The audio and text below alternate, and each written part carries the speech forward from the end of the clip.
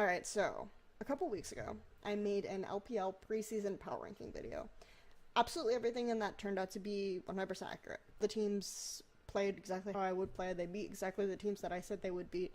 Now, it's absolutely not true. I'm not clairvoyant. I have some measure of analytical ability, which you are free to debate if you so choose.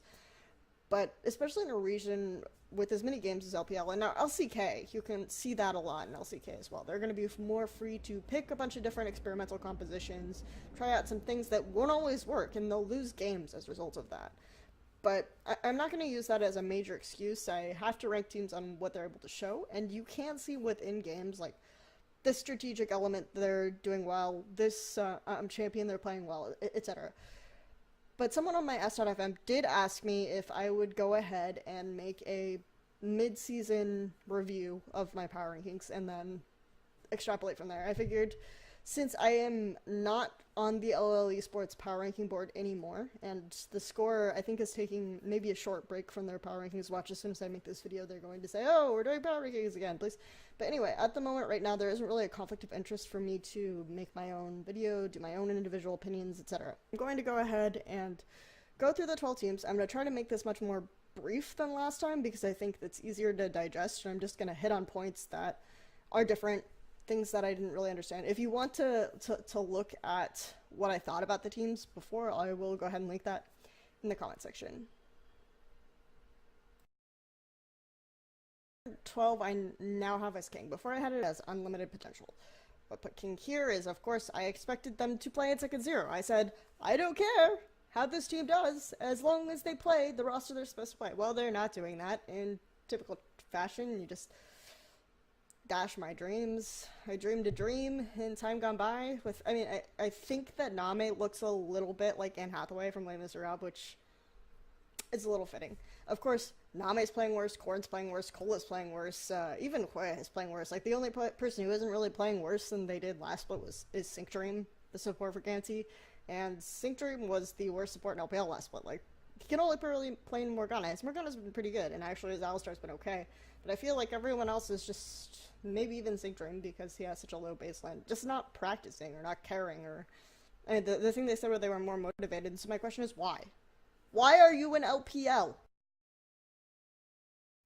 WE luckily has what I call games since last week, where they faced Snake and Invictus, and then they just completely bombed. These two games, though, they won completely out the back of Spirit. The one game they won, they had Rek'Sai pick, okay? So someone left Rek'Sai open against Spirit, and then again they left Nidalee open for Spirit against OMG. I just want to say, Spirit has been on WE since Nidalee has been a meta jungle pick. He's played every single Nidalee game with WE, and he has a 90% win rate with that champion. I didn't even realize WE won 9 games. Okay, that's an exaggeration, but Spirit hard carries WE. That's why they're in some semblance of positioning. Before, I had WE actually much higher than this. I think I anticipated that they would have a boost in synergy. We could still see that, but the fact that they're only winning games off Spirit right now makes me put them in 11th. They are in 11th at the moment in the standings just because they haven't won a lot of games. Conan, I think, is another big factor. People actually made the claim that Yuja, when he left the roster and Conan came back, they became a significantly worse team when they were looking better. The fact is, though, that Conan has not done anything to you. Conan played with them towards the end of the last split because Yuja didn't want to play, and he played with them in playoffs, and they still looked relatively the same.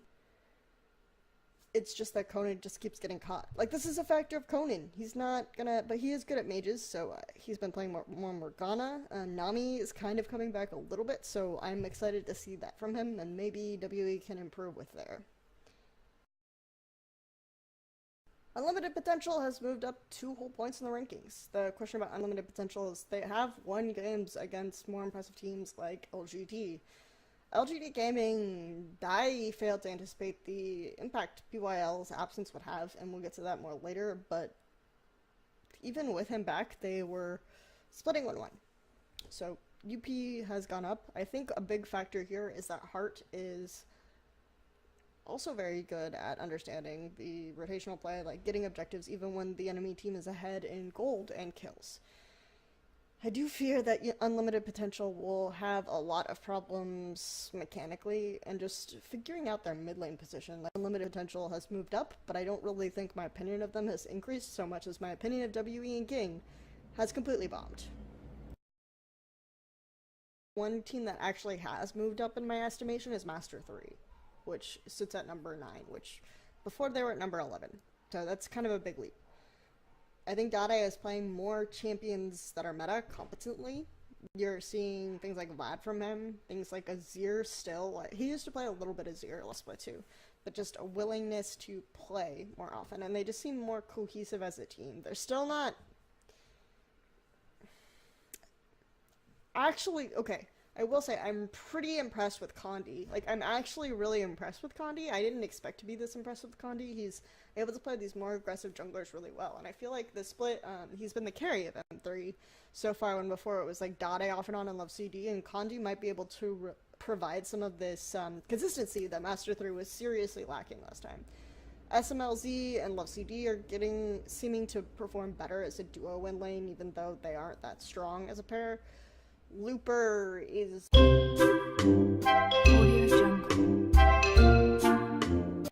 actually played the lane swap against WE well, though it was more like WE completely destroying themselves in the lane swap.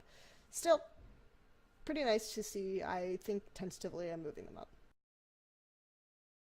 I think the thing about Royal Never Give Up is they're actually playing spot on to sort of how I anticipated they would play, which is King with a more aggressive mid laner. Except that Sjokz was playing below expectations.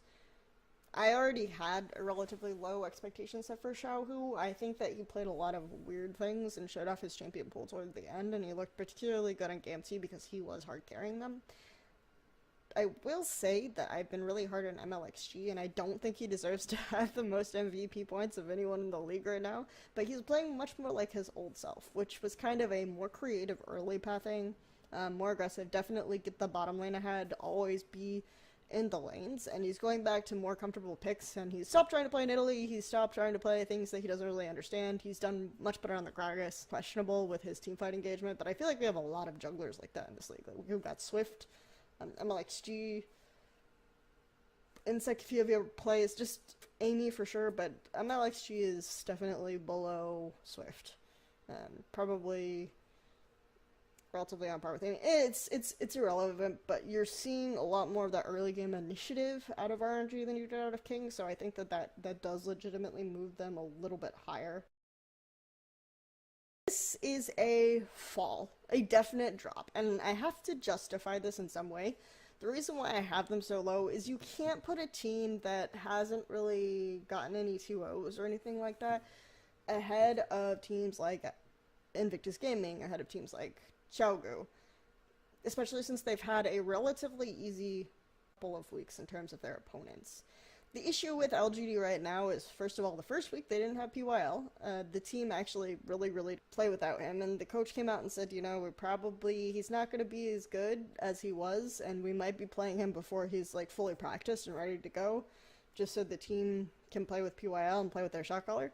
So there's some of that element, but at the same time, LGD is still doing LGD things, but they're doing them earlier. I didn't anticipate that LGD would do LGD things until the second half, because last split they didn't do LGD things until the second half. And by what I mean by LGD things is just experimenting more. We saw the Varus Vayne Bard composition, which theoretically has some elements that work, but still had a lot of the tighter elements of a stronger shot caller. They showed more initiative and things like that with PYL's return. So I expect them to do a little bit better, but if they're just going to try to experiment more throughout the whole league, it's really questionable as to whether I can justify placing them high, even though I do expect them to place high in playoffs. They haven't really fallen much. They fell 1 point. So, given how much a certain team like Sjokz has risen out the standings, seems legitimate to put Vici Gaming down a little point.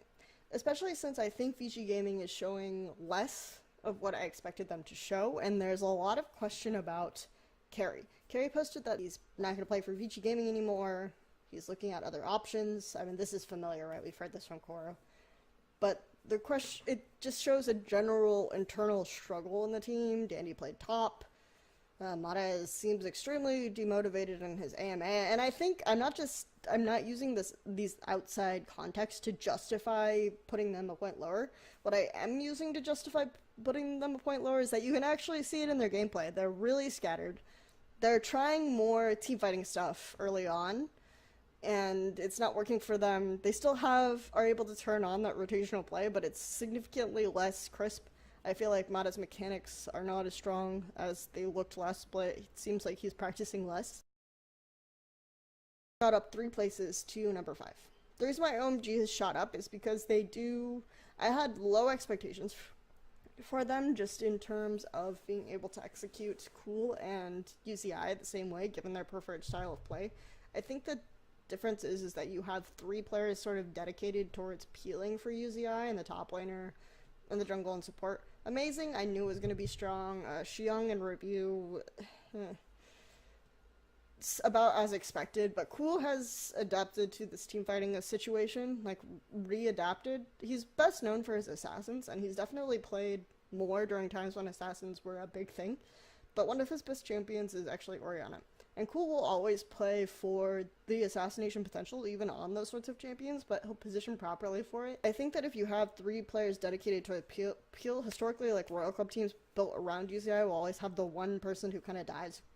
Please stop playing Vayne. I actually don't think his Vayne is that good. Like, this is blasphemy, right? But I think there are much better Vayne players in LPL than UZI, and he's one of the best Lucian players, like, probably ever. He's really good at Lucian, actually. Play more Lucian. Please, stop. Vayne is not your hard carry champion. No more. But I think that, in general, they seem more holistic. They all seem to have a general idea of where they want to go. Map movements, even, are better. Their team fighting is better. They're still losing a game to WE due to poor drafting, because don't let Spirit have Nidalee, and they're struggling to close in some situations. Chalgu has shot up, actually only 3 points. Really steep competition on paper in LGD, Invictus Gaming, and OMG. OMG, I want to put the middle of the pack, so there's that caveat. LGD Gaming without PYL, and they looked effectively like they just didn't care. I mean, I made a comparison to waiting for Godot in one of my articles where they're waiting for a higher power to tell them what to do, and that's kind of how they looked like in that set, so I can't put too much weight on that. They played against Invictus Gaming, and this is a legitimate win.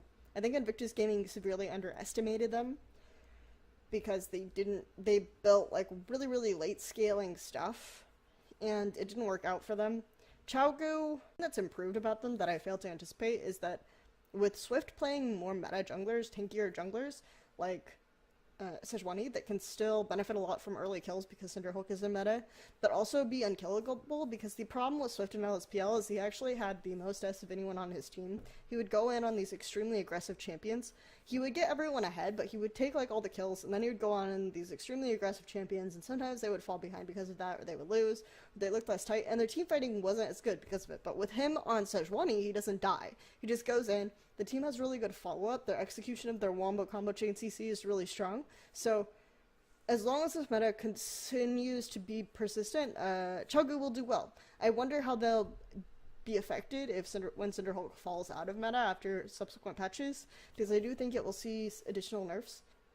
Oh, and they pull the trigger. Like, that's a big thing. Like, pulling the trigger. We've seen all these Nancy kind of teams lately that don't really want to risk the Cinderhulk clash, but Chalgu, because they're willing to pull the trigger and they're willing to get those early advantages, they snowball that much faster.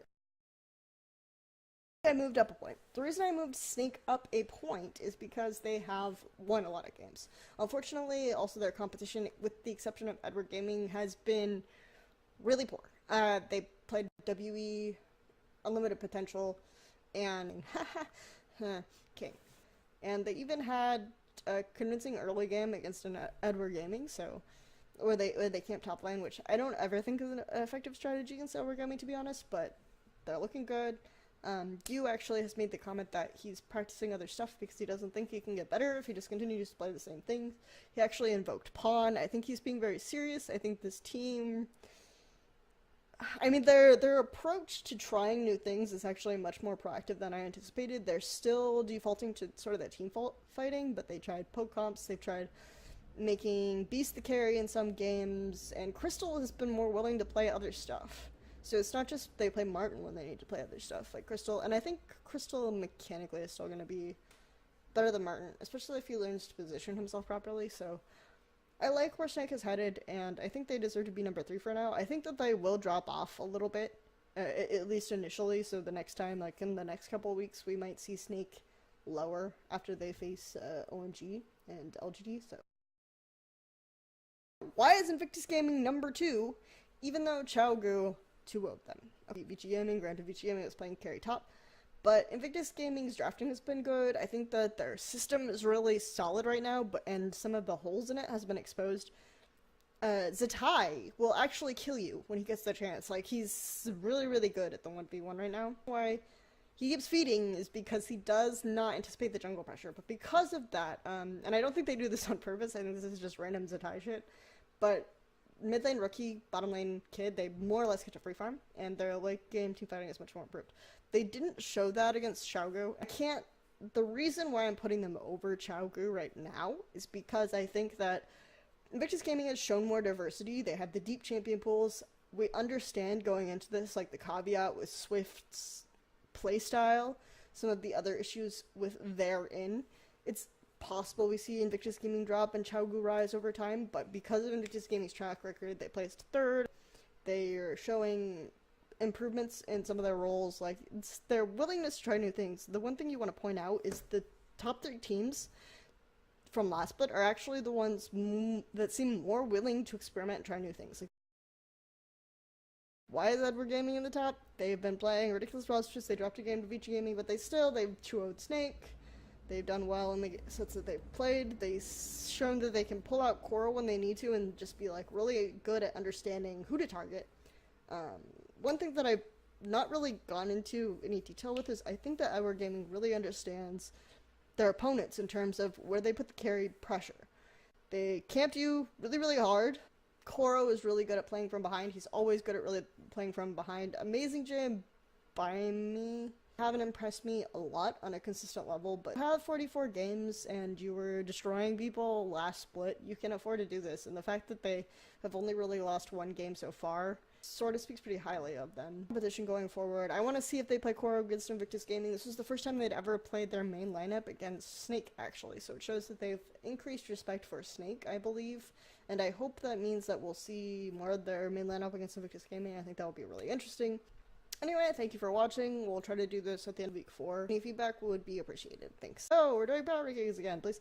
But anyway, at the moment right now, there isn't really a conflict of interest for me to make my own video, do my own individual opinions, etc. I'm going to go ahead and go through the 12 teams. I'm going to try to make this much more brief than last time because I think it's easier to digest, and I'm just going to hit on points that are different, things that I didn't really understand. If you want to look at what I thought about the teams before, I will go ahead and link that in the comment section. 12 I now have as king. Before I had it as unlimited potential. What put king here is, of course, I expected them to play at second 0. I said, I don't care how this team does as long as they play the roster they're supposed to play. Well, they're not doing that in typical fashion. You just... Alright, so a couple weeks ago, I made an LPL preseason power ranking video. Absolutely everything in that turned out to be 100% accurate. The teams played exactly how I would play. They beat exactly the teams that I said they would beat. Now, it's absolutely not true. I'm not clairvoyant. I have some measure of analytical ability, which you are free to debate if you so choose. But especially in a region with as many games as LPL, and now LCK, you can see that a lot in LCK as well. They're going to be more free to pick a bunch of different experimental compositions, try out some things that won't always work, and they'll lose games as a result of that. But I'm not going to use that as a major excuse. I have to rank teams on what they're able to show, and you can see within games, like, this strategic element they're doing well, this champion they're playing well, etc. But someone on my S.FM did ask me if I would go ahead and make a mid-season review of my power rankings and then extrapolate from there. I figured, since I am not on the LL Esports Power Ranking board anymore, and the score, I think, is taking maybe a short break from their Power Rankings watch. As soon as I make this video, they're going to say,